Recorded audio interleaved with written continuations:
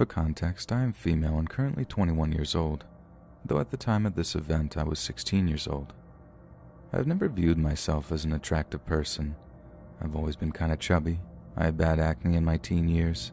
I never cared at all what I wore, and I almost never wore makeup. I was an extremely awkward teen who had barely any friends and next to no self-esteem due to a very abusive relationship I had a few years prior, but that's a different story entirely. My point is that I was a completely different person during this time, and looking back, I know how naive I was and what I should have done instead to better protect myself. So it was the year 2015 and I was going on my very first cruise with my family. It was an 8-day, 7-nights cruise that was taking place a few days after a tsunami had passed nearby. After a rocky start, literally the boat rocked back and forth the first 2 days and everyone was miserable, and me suffering a slight panic attack during a routine evasion drill. I'm claustrophobic and really hate crowds. It ended up being one of the best weeks of my life, and I thoroughly enjoyed myself. Some of the downsides to this cruise was the fact that it was a North State cruise taking place in October, which meant chilly weather and no swimming, and because it was during a school year, I was the only guest my age on that cruise. The closest age to me, I think, was either 6 years old or 40 years old, so that kind of stunk, although I did end up crushing hard on our assistant dinner time waiter who was around 30 years old and had the sweetest smile I'd ever seen. Anyways, time to get to the meat of the story. So as far as I know, most cruises have at least one formal night where everyone dresses up really nice for dinner and they serve special meals like lobster, steak, etc. As I said before, I wasn't the most attractive person out there, but I did doll myself up for this special occasion. I wore a turquoise knee-length dress, tan-colored high heels, my mom curled my blonde hair, and I put on some makeup that really made my blue eyes pop. I honestly did feel kind of pretty that night. Dinner was amazing and I finally got to try lobster tail for the first time. Loved it. I also, of course, made eyes and mildly flirted with our assistant waiter. I made him laugh because of how red my face would get whenever my dad called me out on it. So after our dinner, my family and I all decided to go our separate ways for the night. There was a bunch of events going on that each of us wanted to get to. Well, except for me, who spent most of the cruise finding random relaxing spots to sit and draw. I was, and have always been, an avid artist. So anyways, after a couple of hours I decided I wanted to find my dad for some reason that I don't exactly remember. My mom had told me that he was going to the karaoke thing going on, so I started making my way around the ship, looking for wherever this was happening at. That's when I met him. I noticed him staring at me, and at first it was flattering. Like I said, I was average looking and had next to no self-esteem, so having anyone of the opposite sex look at me and smiling made me feel good. He looked to be not too much older than I was and was dressed in a cruise employee uniform, so I decided to approach him and ask if he knew where the karaoke room was. His smile never left as I asked him, and in a thick Indian accent he told me that he didn't know, but that we could search together for it. I thought it was a little weird at first that he was an employee but didn't know where an event was taking place, but I brushed it off and thought it was possible for some newer employees to not know where everything was yet. So he and I started walking around the ship together and casually chatted while doing so. He told me his name was Felix and was 21 years old. He also, as I suspected, did recently start working for this cruise liner a few months ago. For the record, I did find him kind of cute and liked how comfortable he felt talking to me about his life. As we continued walking around, he told me about how he was born and raised in India, how his family was kind of poor, how rooster fights were illegal back home but he watched them anyways and stuff like that. I enjoyed listening to his stories about life in a different country, considering I've never been anywhere but America at this point in my life. We had eventually stopped looking for my dad and were just walking and talking together. We were now standing outside on the deck and leaning against the railing. I admired how beautiful and ominous the dark water reflected the stars. It was as if we were floating in the galaxy. It was completely beautiful. He then started telling me how lonely he was and how hard it is working on a cruise ship and watching hundreds of couples being romantic together while he has no one. I told him that I understood how he felt because I was also single and hated feeling alone. He looked at me and told me he was surprised that I don't have a boyfriend because of how beautiful I was. I blushed and looked away as I told him that most guys back home don't look at me twice, and he was surprised by that. You know that feeling when someone or something is behind you, and you can't see it, but you know you can sense it's there? Well, I felt something behind my head, and when I turned around to find out what it was, before I realized what was happening, Felix's face was right in mine, and he planted an unexpected kiss on me. I pulled back in surprise, and he asked me what I thought about it. I stuttered nervously and tried to think of a reply. Now, yes, I was a naive young person who was always looking positively at people, but I wasn't completely stupid. This was a 21-year-old stranger who was flirting with a 16-year-old girl. I also had the sudden realization that no one knew where I was or who I was with. Before I could even say anything, Felix started telling me how he knew of a couple of spots on this ship where we could be alone to do things together. I started panicking and really wanted to get away from him. Now, another fault of mine is that I'm way too nice for my own good, and I'm always afraid of hurting people's feelings or coming across as a mean person, even when I'm clearly in a dangerous situation. I'm still too friendly to everyone now, but nowadays, I have much more of a backbone and wouldn't have a problem telling someone like Felix to kindly screw off. But as I said, I didn't have that confidence back then, and I had no clue how to get out of the situation. Felix put his arm around my waist and started guiding me toward one of the areas he was talking about. I started stuttering. Maybe we shouldn't. We just met, and we might get caught, and you'd be in trouble, and my father might be looking for me. I know that sounds dumb, but I was trying to make him think of ways where this could be bad for him, so it seemed like I was trying to look out for him. Don't judge me too harshly. He told me not to worry about it because people mess around with staff sometimes and their boss never finds out. That only made me panic even more. He leaned in for another kiss, and I stupidly let him because I was scared of making him angry. After the long, uncomfortable kiss, I slightly turned away and told him I just wanted to keep looking at the night sky. He insisted that we should start messing around because we don't have much time together. I tried to hold back from crying at this point. And by the grace of the good Lord above, my phone suddenly made a noise, and I noticed my father had texted me asking where I was. I tried to mask my relief, but I immediately told Felix that I had to get going because my dad was wondering where I was and that he was very protective of me. Felix showed his disappointment to me saying that, but then he asked me for my phone number. My heart sank, and I gave it to him. Again, stupid young female who doesn't know how to say no. I'm aware of how foolish that was. It was a good thing I didn't give him a fake, though, because he immediately texted my number to prove its authenticity. Once I thought he was satisfied, I started saying goodbye and walking away. He grabbed my wrists and spun me back toward him and asked for a hug goodbye first. I sheepishly agreed and gave him a light hug. I wanted to start crying when he squeezed me tight and pulled me against his groin and asked if I could feel it, if you know what I mean. I quickly stepped away and sped walked towards my hotel room. I made sure he didn't follow me, and once I was safely inside my room, I hopped on my bed and started crying. Of course, I couldn't tell my parents about this because I would be in trouble for putting myself in this situation. Or so I thought. I promise my parents aren't really like that. I know now that in reality my former Marine father would have tracked Felix down and let him know to never touch his daughter again. A few minutes into my cry, my phone vibrated with a text from an unknown number claiming it was Felix. I wanted to block him immediately, but again, stupidly, I was afraid that would anger him and he would somehow find me. So I answered him and we talked for a few minutes. We kept talking about how he wanted to see me again before I left the next day, which at this point I repeatedly thanked God for, and I kept telling him that it just wasn't possible because my parents didn't want me leaving my room for the rest of the night, which was a lie. I did eventually end up leaving my room and asked an older female employee where the karaoke event was, which she immediately took me to. Side note, the room was literally 2 hallways down from where I first found Felix, and I kicked myself for that later.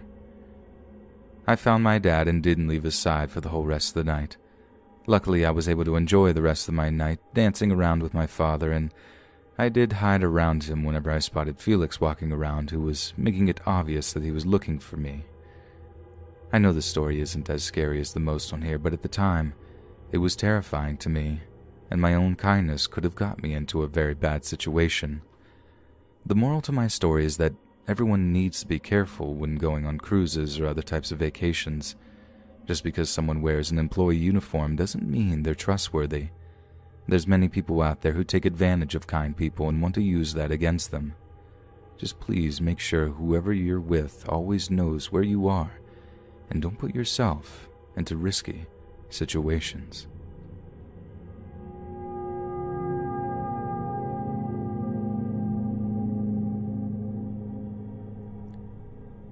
I had just finished my freshman year in college at West Virginia University. Let's go Mountaineers. I had just moved out of my dorm room and same day moved into my first apartment that was on the first floor of a 3-floor apartment building. They only make you stay in dorms your first year because of overcrowding. I, being recently cheated on, decided I would hop back onto Tinder and see what was out there in a college town over the summer. I spent that night swiping away when I got in a match with this guy named Chad. I remember I looked at his profile a little longer than others, mostly because he wasn't 100% my type from first glance, but I was generally so bored with all my friends home for the summer. I put my phone down and didn't think much of it after seeing we had matched. The next day at around 5 p.m. I was just scrolling on Instagram when I remembered I created that Tinder account. I decided to go back onto the app, not thinking I would have any messages, when I realized that I didn't have my notifications on. That's why I didn't see any notifications. Honestly, just thought I was ugly.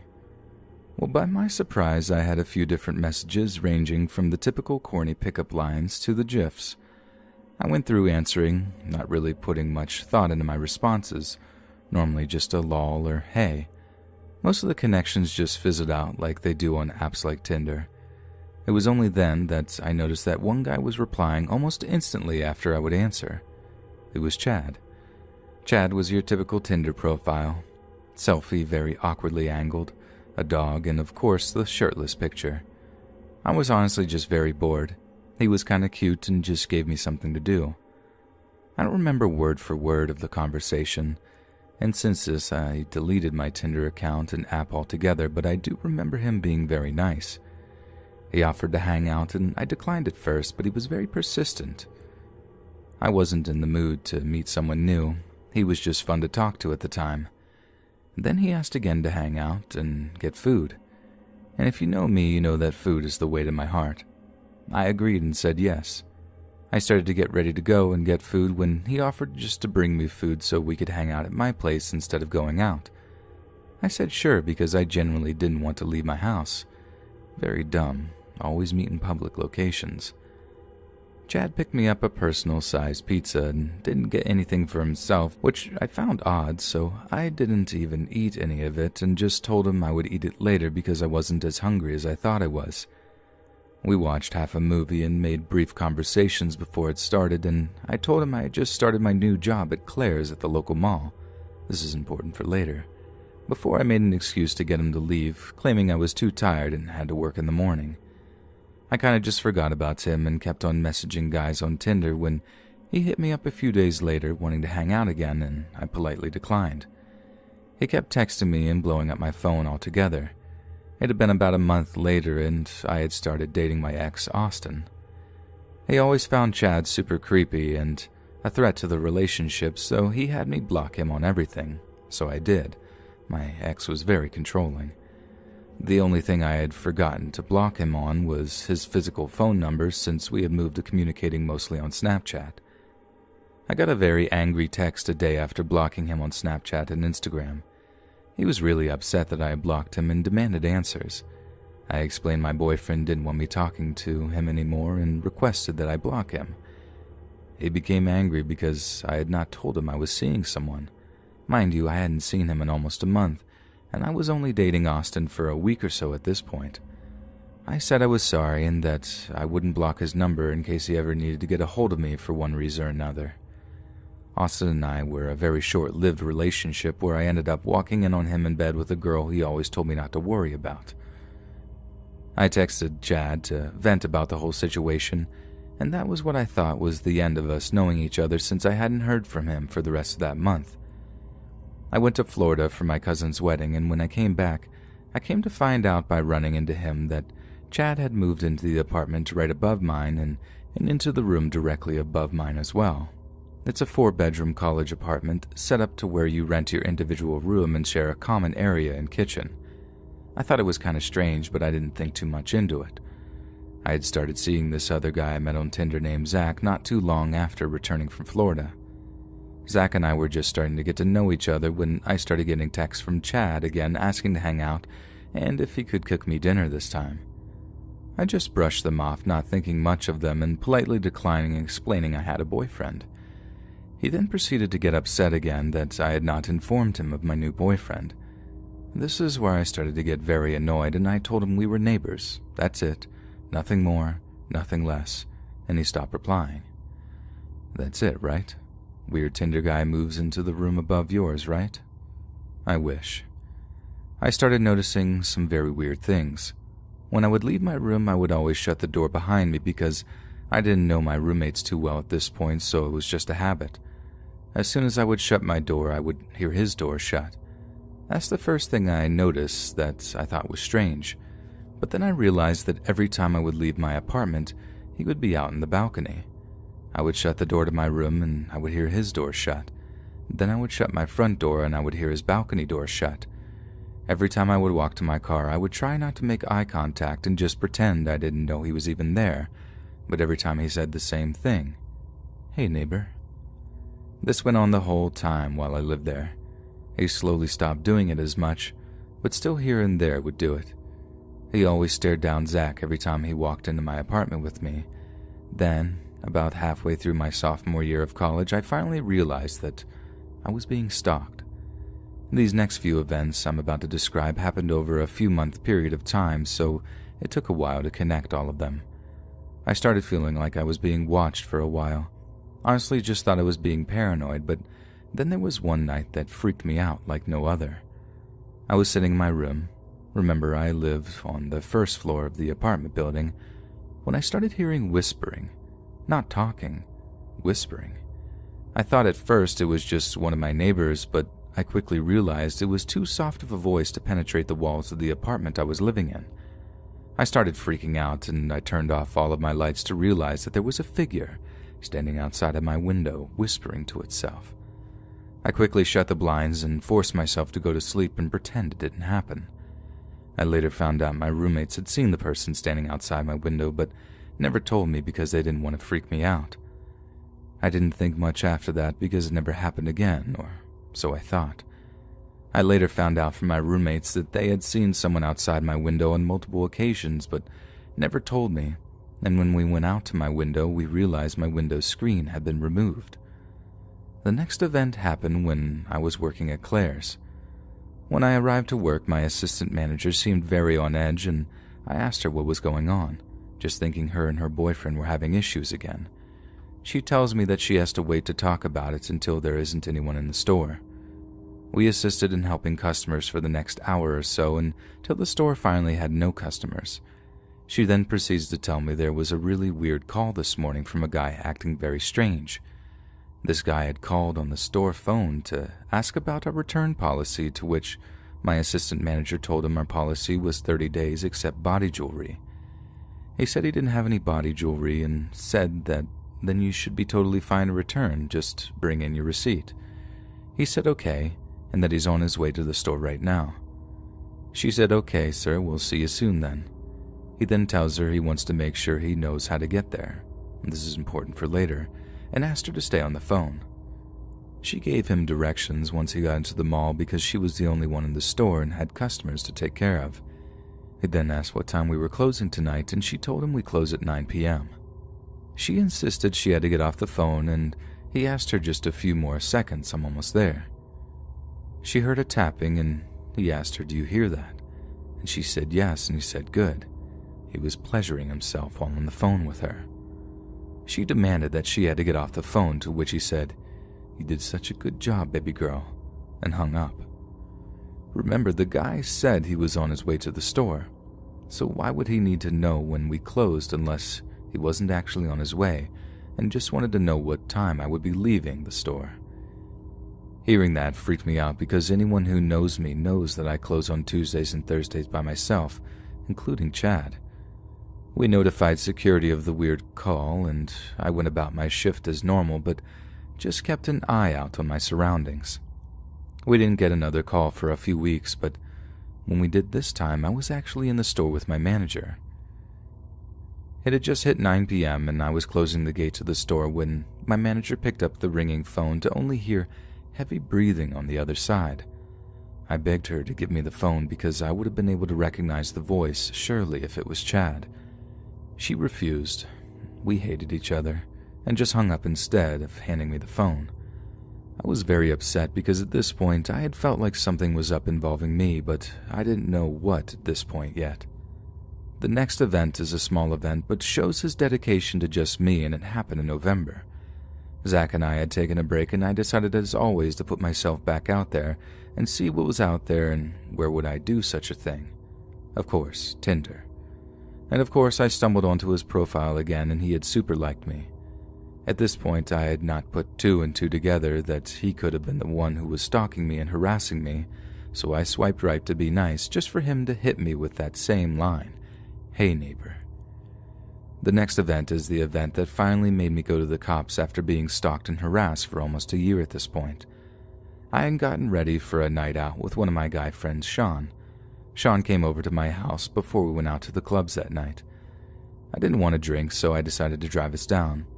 As we were leaving my apartment, there was Chad. "Hey neighbor," Chad had said as I was walking with Sean to my car. We get to the club and have a lot of fun to the point where I didn't even think about Chad. I take Sean home and I go home. I woke up the next morning to a flat tire. Now I live in West Virginia where the roads aren't the best, so I just assume I hit a pothole. I put on my donut tire that you can only use for less than 100 miles and I drove my car to the local shop. The lady takes the keys to my car and pulls my car in and starts working on it.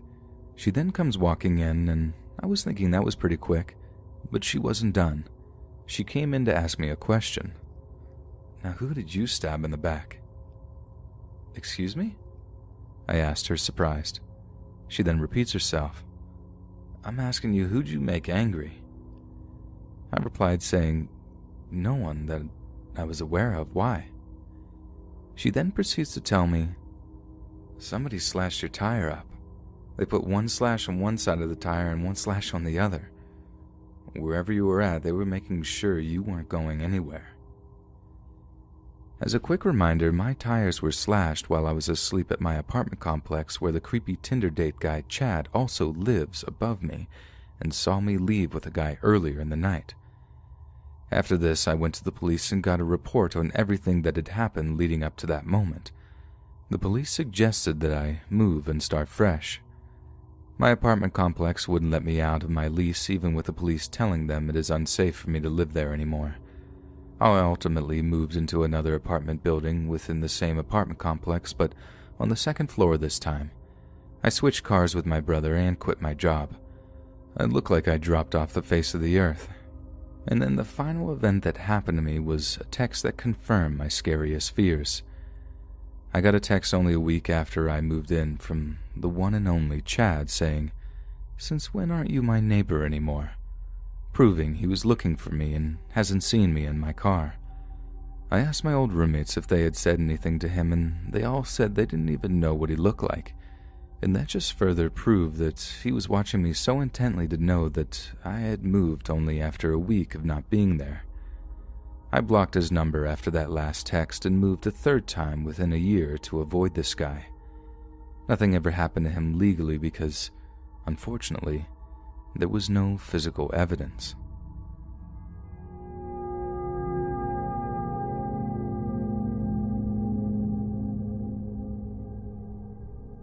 I have been helping deliver newspapers since my dad started as a carrier when I was 6. Eventually, my dad was given his own distribution center, so when I turned 16 and got my license, I started doing them on my own. Most of the people in the depot have been there for years. They've watched me grow up, and I consider many of them an extended part of my family. We spent every holiday together. The newspaper never had a day off. Countless birthdays. But there was one guy who always gave me the major creeps. I was about 14 when he started, I think. I used to hang out in the back office with some of my other friends as the years went on, and he always hung out back there because he was also friends with these people. At least that's what I thought. One of them recently told me they only tolerated him. I never spoke to him because something just felt really off about the guy, but nothing happened until last year. I moved home following my graduation from college. I was already having a hard time readjusting because I no longer had any friends in the area and I was missing my college town. Creepy guy that I'll just call B started hanging around me a lot. He had a weird man crush on my dad too, always buying him extra gifts for birthdays and holidays, sucking up majorly. I did my usual nice greeting, keep to myself stuff. But then he started buying me gifts for no reason. My mom told me to just keep them because it was all stuff I liked, Marvel and cat-themed things. That was probably my first mistake. He started acting like we were BFFs and coming out to find me while I was sitting in my car and talking about how I deserve so much more than being trapped here at the depot, and that he will do whatever it takes to get me out of here because he really cared about me and I deserved so much more. I never really acknowledged it because I thought it was really weird, and I thought if I just kind of nodded quickly he'd go away. This went on for weeks. Then he started texting me, telling me to sleep well after work and just being generally really creepy. I should probably mention I was 22 at the time and this guy is well into his 40s. I started avoiding him and he kept leaving things on my bench. I came in one day and there were cat posters taped along the back of my bench. I kept taking them down, but they'd be back up the next day. When I started avoiding him, he made a Facebook group chat with me and my dad complaining about every little thing and just being a major jerk. He made a really rude remark about my friend who was visiting from Germany, so I blocked him on Facebook because I wasn't going to deal with it anymore. B made a new Facebook and remade the group chat just to keep doing it. I went away for a while on a vacation to visit my childhood friend in Washington, and when I got back, he was calling me by my full name, which I absolutely hate. I was tired and jet-lagged, so I went off on him, and he whipped around and blew up 3 times worse, telling me I was all these terrible names, and I thought I was so perfect because I was the boss's daughter, and there was no one there as perfect as him. My jet-lagged brain broke down after he walked away. I'm glad I held on till he left, but I stormed out to my car and told all my guy friends to keep him as far away from me as possible because I was so fed up. He started texting my brothers, asking if they were on his side and if they had his back over mine. My roommate, who was a guy, started getting threatening texts from him about wanting to fight over me. Everything was spiraling out of control. My dad made us sit down at the local Denny's one morning to work everything out because he was so sick of B blowing up his phone. When my dad was there, things were fine. B said he wasn't mad at me, but I was just the catalyst the day of the fight and whatever. My dad left to pay the bill, and suddenly B's attitude changed. I was in the wrong, and treated him terribly, and all he ever did was love me, and I treated him so poorly. He kept trying to hold my hands over the table, telling me he loved me over and over. I put on a polite show because I just wanted this to end, and thought if I was nice about it, things would be different. Apparently my answer to everything is be nice and it'll go away. He walked me to my car after the conversation in Denny's and asked if I noticed anything different. I told him no, and he got agitated. Apparently he spent a lot of money on Captain America clothing, everything from a hat to shoes. I told him I didn't notice clothing like ever, and B got increasingly angry, telling me he did it to feel better about himself and impress me. Cap is my favorite superhero. I didn't even know he knew that. He had left the depot for a while, and when he asked to come back, I told my dad's manager I knew we were desperate, and I would be okay if I didn't have to talk to him. I wore headphones every day, my music full blast so I couldn't hear anything over them. He kept coming to my bench and would stand there waiting for me to acknowledge him, and he'd storm off angry when I didn't. He would glare at me if I ever talked to any other carrier, even though I'd been friends with many of them for years. My tipping point was something I found out after the fact. My guy roommate had gone to the grocery store late one Sunday. When he was walking to his car, he noticed some guy watching him. The guy watched him as he loaded the car and smoked a cigarette, and that's when my roommate realized it was B. My roommate got in his car and started driving home, and he noticed B was following him. He tried taking several wrong turns, and every time B followed. My roommate called his friend and said he was coming over, and when he said so, to open the garage to make it look like he lived there. When my roommate met his friend in the house, he told him everything, and they watched him drive by the house 8 times before leaving. No one called the police. I feel like that was the only thing that justified calling the police, because the harassment and stuff couldn't justify police action. I knew that from years of watching crime shows, and I was angry when I found out that no one called. I told my dad I wanted him gone. I couldn't take it anymore. Texts are easy to avoid, but now he was stalking us to try and figure out where I lived, since I wasn't living at home but renting a house with my brother and our friend. I spent months watching over my shoulder whenever I went to the store, worried he'd follow me home. After, he started going to my parents' house a lot because he knew where they lived, like he was waiting for me to be there one day. No one was taking this seriously. The gifts continued, and my mom kept telling me it was free stuff and to just keep it. But the gifts always came after something bad, and it was feeling oddly like an abusive relationship. Oh no, you're angry? Here's a gift to make you forget and like me again. My mom felt that way till her birthday, and a giant bouquet of roses and a teddy bear appeared at her job from B. We didn't even know he knew where she worked. After that, he started cornering me in the parking lot.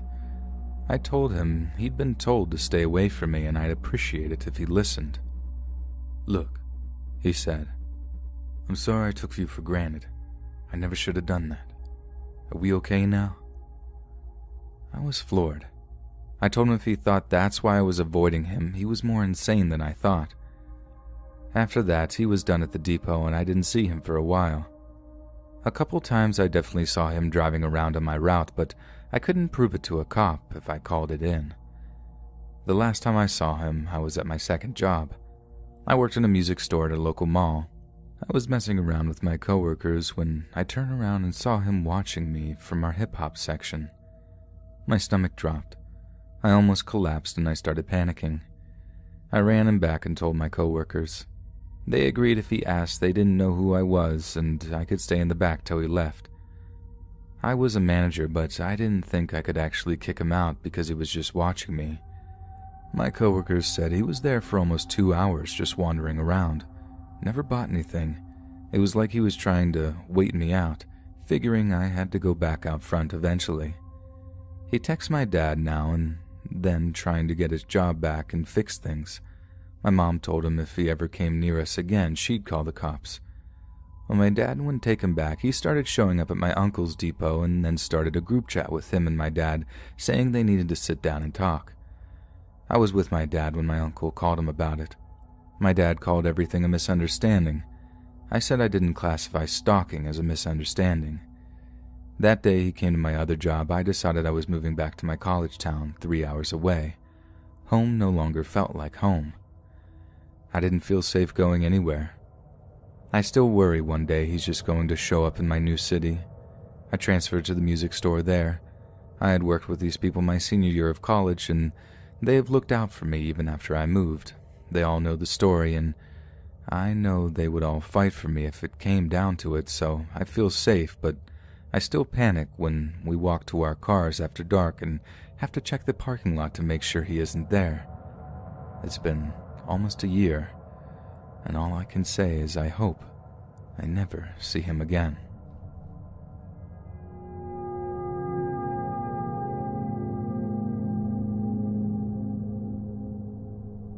In the summer of 2018, I was in a long-distance relationship. Not that long, he only lived about 4 hours away. It was pretty serious, but also pretty new at the time.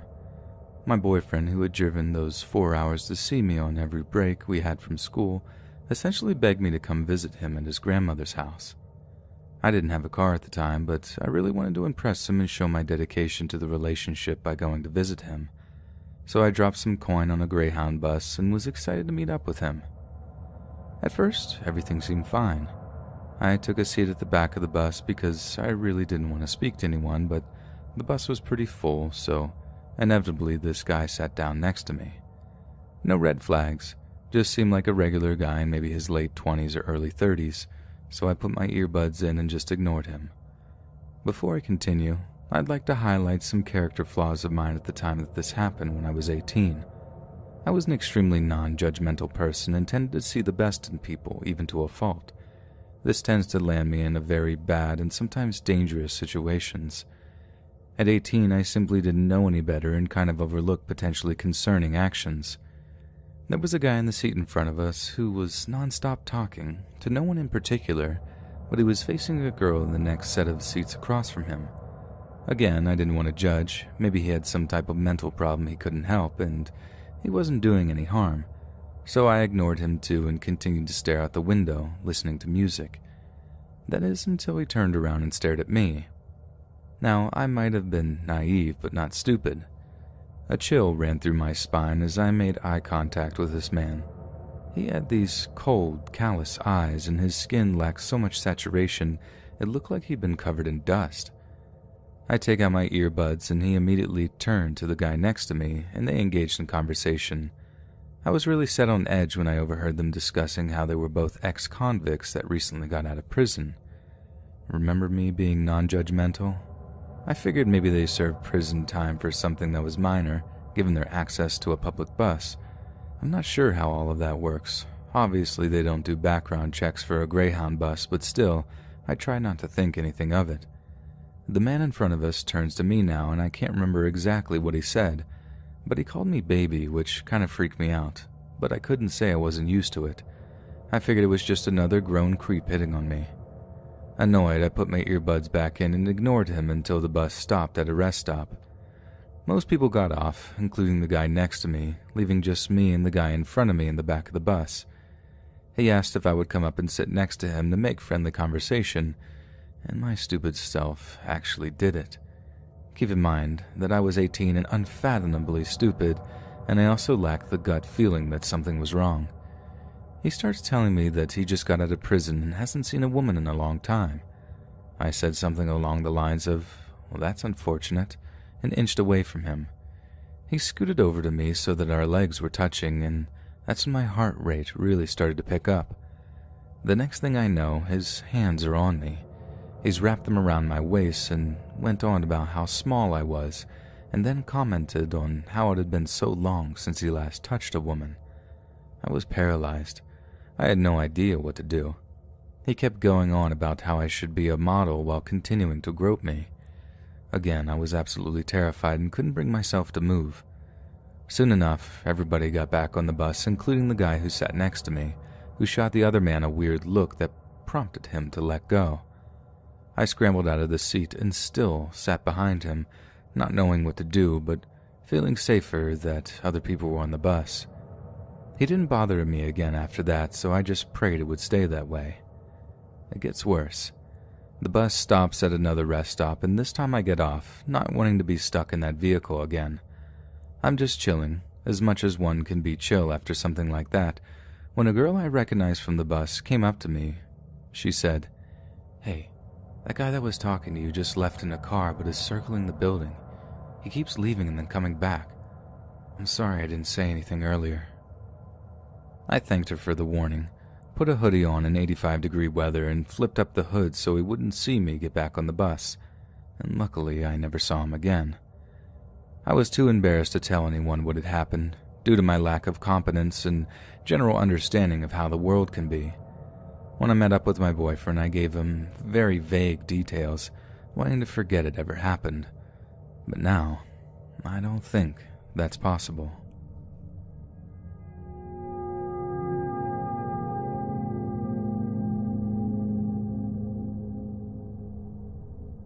Have you ever jumped from the roof of a 2-story building?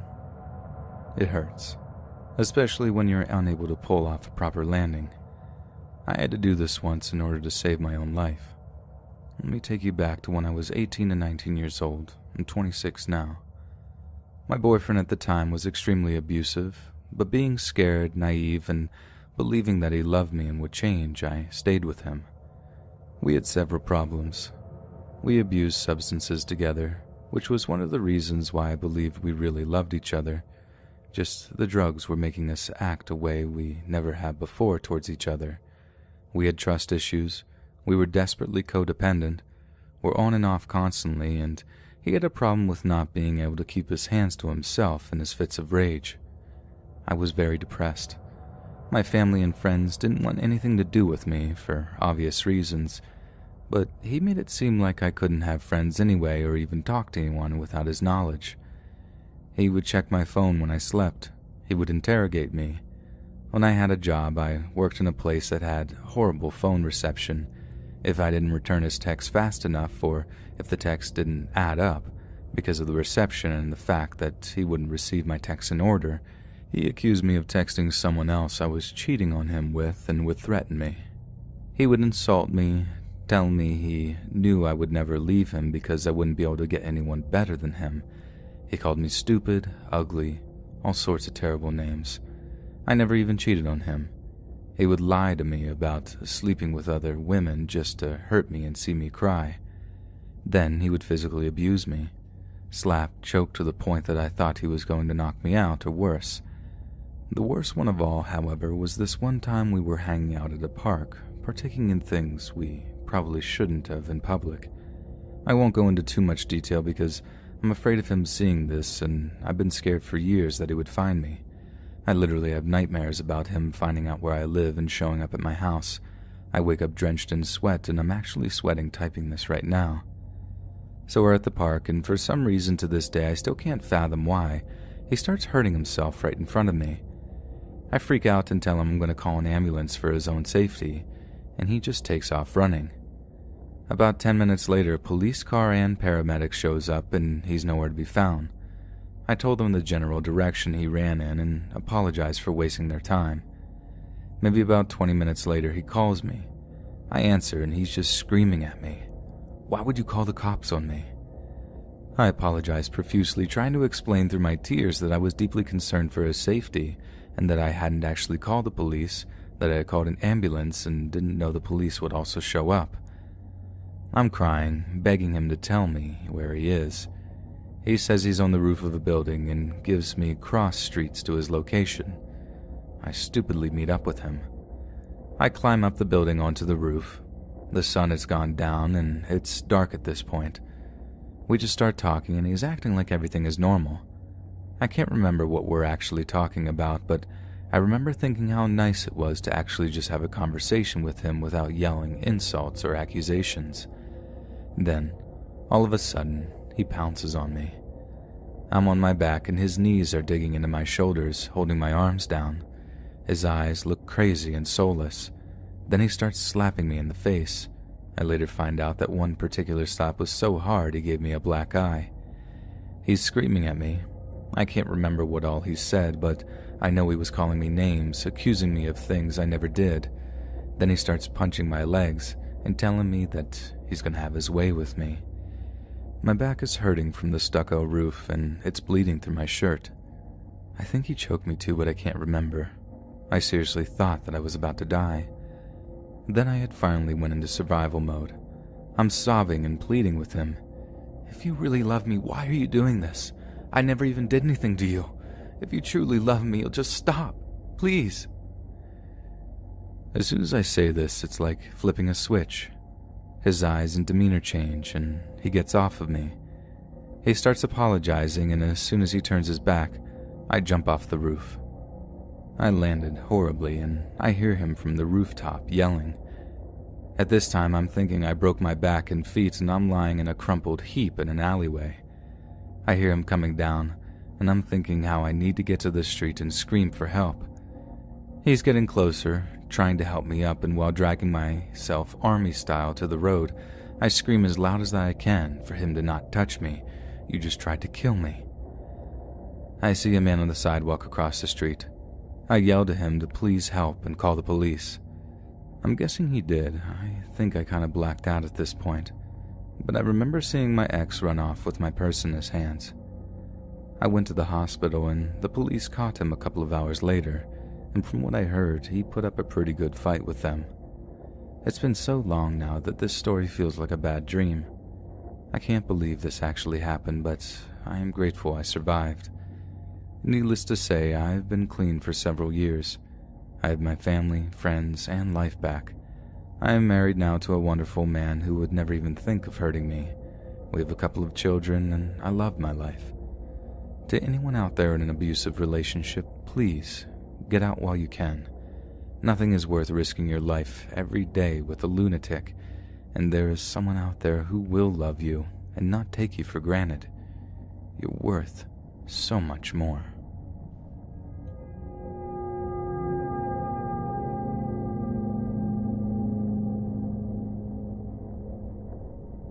This story comes from last night at around 11 p.m. in rural New Zealand. For context, we live 5 hours south of Auckland and 20 kilometers from the nearest town. The area I live in has some of the highest murder rates in the country. The story starts when I was lying in bed watching Netflix on my phone. I felt very sleepy and could hardly keep my eyes open, but for some reason I didn't turn the show off. I closed my eyes and suddenly a steadily louder white noise filled my ears, but I could still hear the show I was watching. I felt my head, for lack of a better word, shake around, and this continued for what felt like 30 seconds to a minute. I tried opening my eyes, but it felt like I forgot how to do so. They just wouldn't open. After a minute, it stopped. I remembered how to open my eyes and check the time immediately. It said 11:49 p.m., which meant that I had been out for at least 10 minutes. I was incredibly confused and I was surrounded by sweat. I don't know what happened, but I felt like it must have been paranormal. If anyone has any answers to what happened to me last night, please let me know.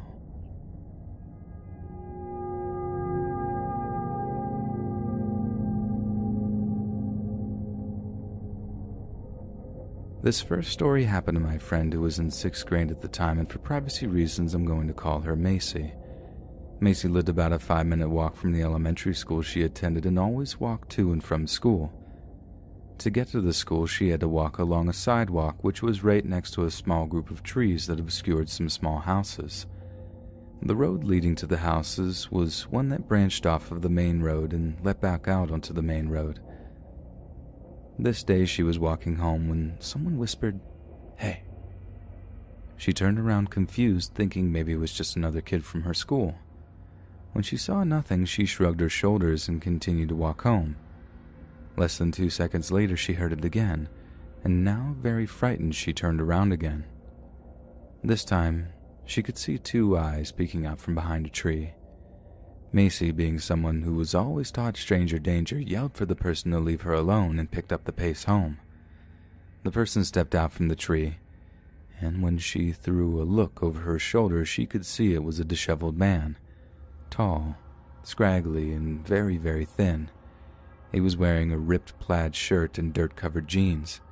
His tired blue eyes and yellow teeth created an image that would forever be burned into her mind.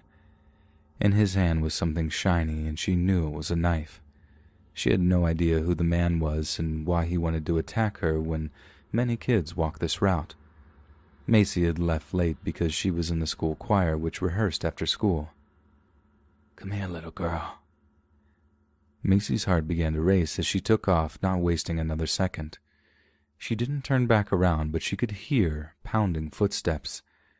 She arrived at her apartment complex and ran into the main office where she had made friends with the secretary. She ran right up to the secretary, hiding behind her desk. The secretary, very confused, asked what was wrong, and after catching her breath, Macy explained. The secretary called the police and she made a statement, but as far as she knows, nothing ever came about to the man. But just this year, now a sophomore in high school, she read an article that was dated a few years ago about a man who had been arrested for kidnapping a young girl in an area nearby her old elementary school. The man's face was burned into her mind, and she just knew it was the man, even if she didn't have any proof.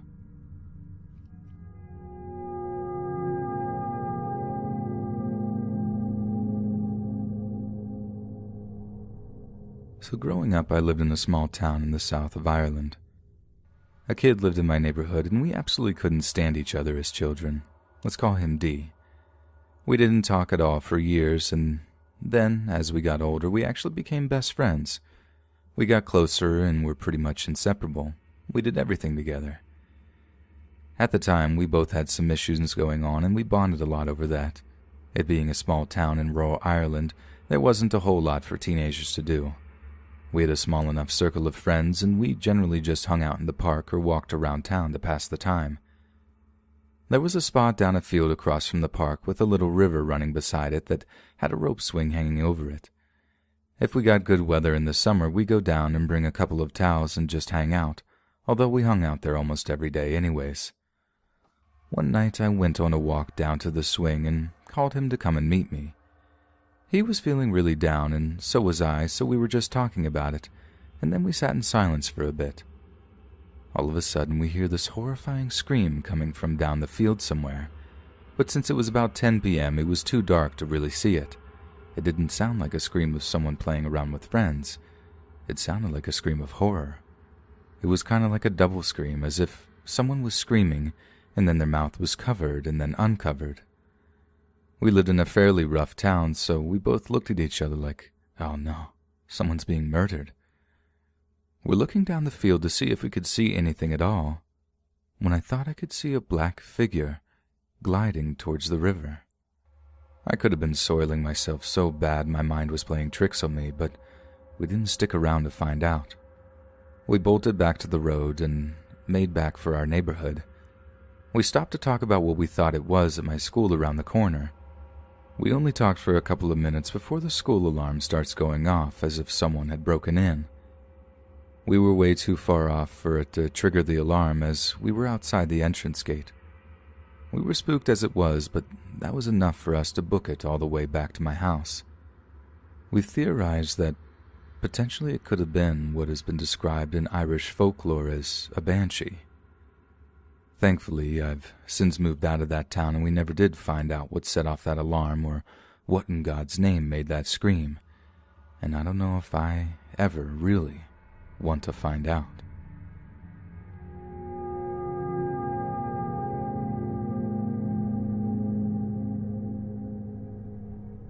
This all happened last night, and I have to tell someone. This all takes place last night at my parents' house in Wyoming. It was probably around midnight, and I woke up from a deep sleep.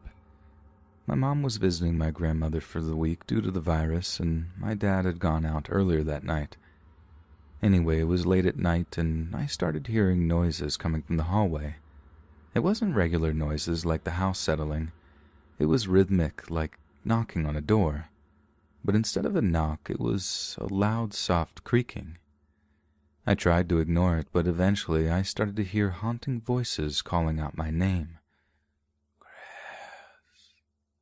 Chris. It was getting louder. I have always been very spiritual, and my grandmother says I have the gift. I remember being scared, but I was always very brave for my age. So I went into the hallway, and the noises did not go away like in the movies. Instead, I could hear them more clearly. There was a faint slapping, as if someone was beating someone, and this loud creaking. I started hearing cries of pain in the night, and that's when I knew that this was an evil spirit. So I grabbed the Holy Bible and started to pray to God in the hallway. The spirits didn't like this, and the noises became louder. They started cursing and shouting harder, and I could hear the beating getting harder, so I knew the ghosts were angry. I have always been smart for my age and remembered what I had learned on a documentary about ghosts. The thing is that they don't like water. That's why you never hear about hauntings on rainy days. You hear about haunted houses, haunted castles, haunted cars, but never a haunted waterfall. Coincidence is that ghosts hate water. Anyway, I went downstairs and filled a pink beach pail for sandcastles with water. I bravely went up the stairs and the noises were going crazy. It was like the whole house was practically shaking. I knew it was coming from my parents' room, so I kicked open the door. The lights were off, but I could see all this movement, so I shouted the first thing that came to my mind. I yelled as loud as I could, "Glory to God in the highest, and peace to his people on earth," and threw the water at the ghosts. They were extremely angry. I then ran downstairs and could hear one of the ghosts bolting after me. I hid outside and slept in a tent for the night.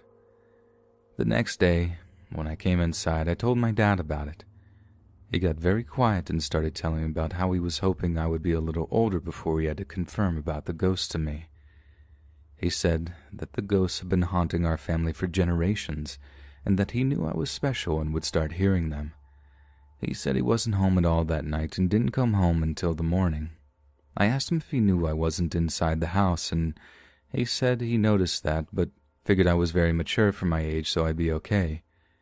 He told me ghosts are real and have been haunting the house, and if that ever happens again, I should just hide under my bed and not come out, no matter what. He said the ghosts might hurt me if I go in there and throw water at it again. He said he would come in and tell me when the ghosts are gone. He told me not to tell my mom when she came home because he didn't want to worry her about them. I finally feel accepted by my dad for being mature enough to be entrusted with this secret, and I hope I can protect my mom from them. Hey friends, thanks for listening. Be sure to subscribe and click that notification bell to be alerted of all future narrations. If you got a story, be sure to submit them to my subreddit, Let's Read Official, and give and receive feedback from the community, and maybe even hear your story featured on the next video. And join my Discord to interact with me and other listeners directly. And if you want to support me even more, grab early access to all future narrations for just $1 a month on Patreon, and maybe even pick up some Let's Read merch on Spreadshirt. And check out the Let's Read podcast, where you can hear all these stories in long compilation form and save huge on data, located anywhere you listen to podcasts. Links in the bio. Thanks so much, friends, and I'll see you again soon.